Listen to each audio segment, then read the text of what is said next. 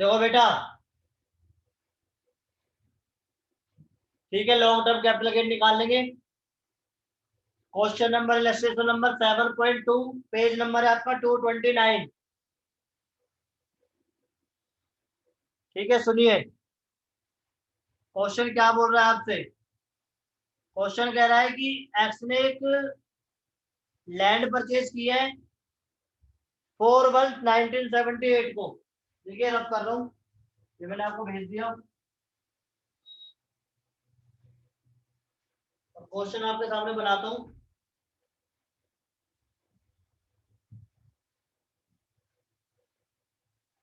4/1/78 को एक land purchase किया आर ने, जिसकी क्वेश्चन में वैल्यू दे रखी है बेटा 50,000, 50,000 रुपए की परचेज करी। इसके बाद बोल रहा है कि इस लैंड को सोल्ड कर दिया गया 2 सितंबर 1900 सॉरी 2 सितंबर 2019 में 16 लाख रुपीज पर, 16 लाख रुपए में बेच दी। और इसमें एक डेट दे रखी है बीच में 2001 की, 1 अप्रैल 2001। इस दिन इसकी मार्केट वैल्यू थी 5,11,200 और एक्सपेंस ऑन ट्रांसफर आपको 2% है। ये क्वेश्चन है बेटा, कैपिटल गेन निकालना है। ध्यान से समझिए, जब हम कैपिटल गेन निकालते हैं तो कैपिटल गेन निकालने के लिए सबसे पहले हमें चाहिए ग्रॉस सेल कंसिडरेशन, जितने का आपने बेचा वो अमाउंट। तो जितने का हमने बेचा वो अमाउंट है 16 lakh minus expenses on transfer. Expenses on transfer जो है वो 2% है, और ये सेल्स का होता है। 16 लाख का 2% 32,000। आपकी नेट सेल कंसिडरेशन आ जाएगी 15,68,000, जिसे बोलेंगे नेट सेल कंसिडरेशन।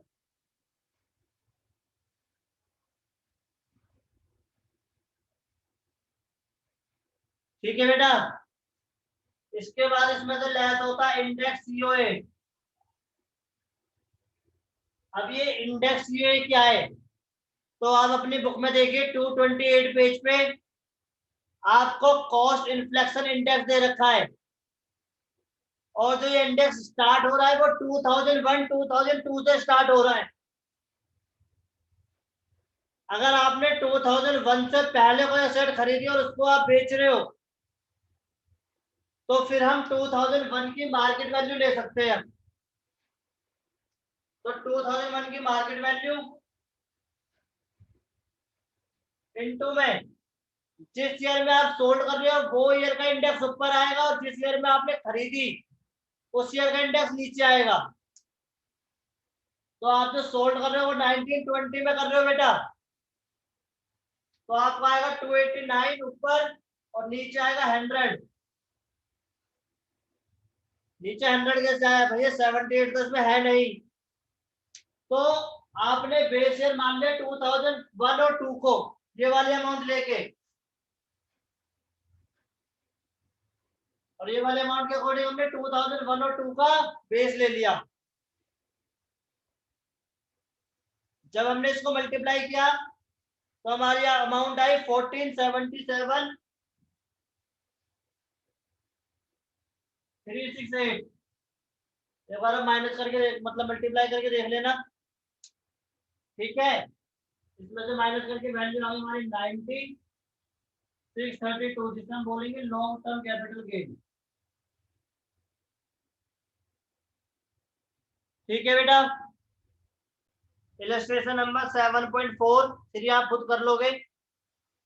4 में बात करें, पहले से मैं रफ कर देता हूँ फिर 4 की बात करेंगे। ये था हमारा 7.2।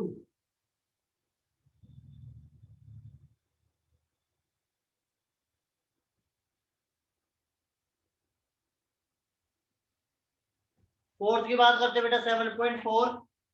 क्वेश्चन बोल रहा है एक्स ने प्रॉपर्टी खरीदी 1982-83 में। अभी बनाते हैं हम 82 83 में प्रॉपर्टी खरीदी जिसकी वैल्यू है 5 लाख प्लस रजिस्ट्रेशन की दी उसने 18,000, यानी वो प्रॉपर्टी की कॉस्ट हो गई 5,18,000 और इसकी वैल्यू दे रखी है आपको 1 अप्रैल 2001 को 20 लाख। ठीक है बेटा। इसके बाद कह रहा है एक्स जो था, जो आपका पुराना ओनर था एक्स, वो एक्सपायर हो गया, मर गया 15/9/2016 में।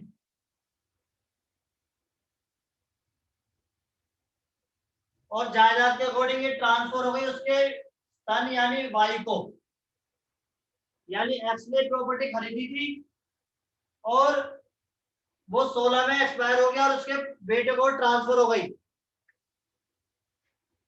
इसके बाद इसके बेटे ने जिस दिन ट्रांसफर हुई उस दिन की वैल्यू दे रखी है आपको 40 लाख।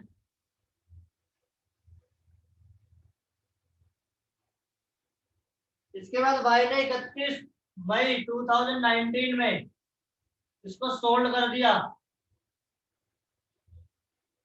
60 लाख रुपए में। देखिए बेटा, तो क्या हम एक बार यहाँ कैपिटल गेन निकालेंगे एक्स का, फिर वाई का यहाँ निकालेंगे, ऐसे करना है या फिर कैसे करना है? तो एक बार आप ध्यान से समझ लो। देखिए, हमने पिछली क्लास में एक डेफिनेशन पढ़ी थी व्हाट इज ट्रांसफर। वापिस उस पेज पे आइए आप एक बार, व्हाट इज ट्रांसफर पे।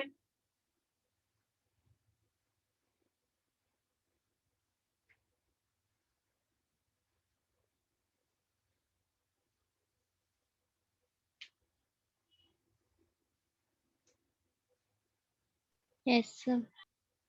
और व्हाट इज ट्रांसफर के नीचे लिखा हुआ है transaction not regarded as transfer, यानी ये पॉइंट जो है आपके वो ट्रांसफर नहीं है, इनको हम ट्रांसफर नहीं मानेंगे। ठीक है बेटा।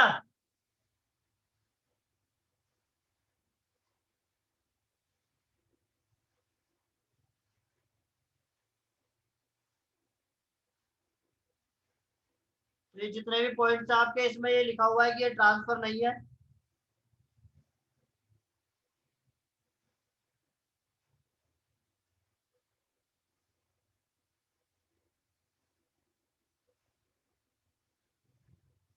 तो इसी के अंदर एक पॉइंट होगा जिसमें लिखा हुआ है कि यदि मतलब पेरेंट्स के से सन को या फिर डॉटर को अगर मिलती है प्रॉपर्टी तो वो भी ट्रांसफर नहीं मानी जाती।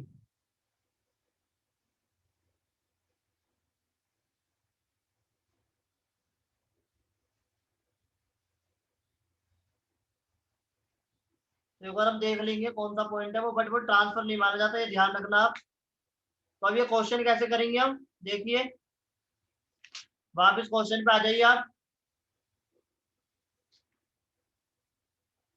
और जब आप ये क्वेश्चन करोगे बेटा तो कैसे करोगे, इसको तो हमने ट्रांसफर माना नहीं है, ये ट्रांसफर नहीं होता। अगर उसके बेटे की जगह और किसी को मिलती, रिलेटिव को किसी को, तो फिर वो ट्रांसफर होता। तो ये नॉट ए ट्रांसफर है, यानी जो आप ग्रॉस सेल कंसिडरेशन लोगे वो आपका 60 लाख ही आएगा और माइनस एक्सपेंसिव इसके अंदर है नहीं, तो आपका नेट सेल कंसिडरेशन भी 60 लाख ही आएगा। अब इसमें माइनस करोगे इंडेक्स सीओए, तो आपने 2001 से पहले खरीदी है इसलिए ये वाला बेस ईयर लेंगे 20 लाख और इसका इंडेक्स है 100 और आपका कितना है 289। तो आपकी वैल्यू होगी बेटा 2856 57,80,000, यानी जो आपका लॉन्ग टर्म कैपिटल गेन है वो बनेगा आपका 2,20,000। ठीक है बेटा। इसमें किसी बच्चे को प्रॉब्लम है? नेक्स्ट क्वेश्चन करते हैं, इलस्ट्रेशन नंबर 7.6 पेज नंबर 231। क्या बोल रहा है क्वेश्चन, कह रहा है ई ने परचेज करा एक घर 28 जून 2005 अब हमारी अगली डेट आई आगे की, कोई मिस्टर ई है जिसने घर परचेज करा है 28 जून 2005 में, और अमाउंट है इसकी 4,20,000 है मिलाकर रजिस्ट्रेशन फीस। ठीक है बेटा। इसके बाद इस घर में से इम्प्रूवमेंट भी करवाया 15/6, एक साल बाद ही 15/6/2006 में इसने इम्प्रूवमेंट करवाया। कितने रुपए का? 1,80,000 का। उसके बाद 21 अक्टूबर 2019 में इसने इसको सोल्ड कर दिया 25 लाख में, और जिसमें इसका एक्सपेंस खर्च हो गया बीच में, यहाँ पर एक्सपेंस 45,000 इसने कमीशन दिया, वो एक्सपेंस हो गया। और आपको ये क्वेश्चन करना है, ठीक है। जैसे इस क्वेश्चन में इंडेक्स गिवन है, ऐसे ही आपके एग्जाम में इंडेक्स गिवन होएगा। आपको इंडेक्स याद करने की जरूरत नहीं है, क्वेश्चन के अंदर इंडेक्स गिवन होता है, बस आप अपना देख लेना कि आपकी ईयर का कौन सा सही है। ठीक है। तो अगर हम इसे करें तो इसमें आपका आएगा growth sale consideration 25 lakh minus expenses 45,000, तो आपका आ जाएगा नेट सेल कंसिडरेशन। इसके बाद माइनस होगा आपका इंडेक्स सीओए, जो आपका आएगा, आपने खरीदी थी 4,20,000 की, इंटू में जिस साल बेच रहे हो वो साल का इंडेक्स ऊपर जो है आपका 289, और जिस साल आपने खरीदी थी उसका नीचे, तो जब आपने खरीदी थी वो ईयर आपका 2005-6। एक बार आप टेबल में देख लीजिए, 5-6 में है 117 है, 5-6 में जो है 117 है, क्या जाएगा 117, अमाउंट आएगी आपकी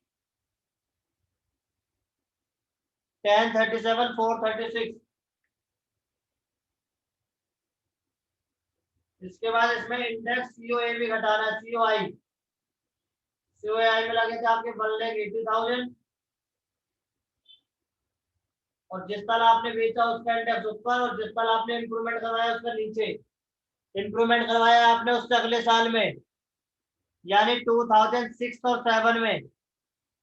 2006-7 का इंडेक्स आपका 122, और डिवाइड हो जाएगा 122। इसको सोल्व कर लीजिए, इसको सोल्व करके अमाउंट आ रही है आपकी 426,393, 426,393। तो आपका लॉन्ग टर्म कैपिटल गेन आ जाएगा 991,171, 991,171। ठीक है बेटा। इसमें हमारा इंप्रूवमेंट वाला पार्ट भी था, तो हमने इंप्रूवमेंट वाला पार्ट भी कर लिया, और अभी हमें इसमें स्पेशल केसेस करने हैं, कुछ स्पेशल केसेस में, और उसके बाद हमें इसकी डिडक्शन भी करनी है। तो ये इसका सिंपल पार्ट है जो हमें आज हम कर रहे हैं, बट ये आपका आगे तक यूज होगा, तो आपको आना चाहिए।